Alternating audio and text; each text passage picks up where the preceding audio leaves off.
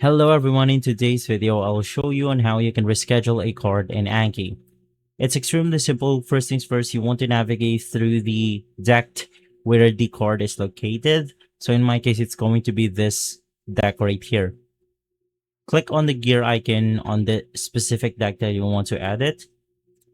Click on the browse option. And then from here, you just want to look for the card that you want to simply reschedule. So in my case, it's going to be this one.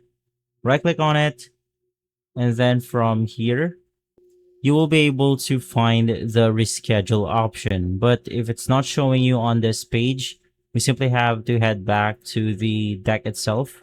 And basically from here, you can click on the deck, click on the same thing, which is browse, right click on it, and then you want to click on the reschedule option.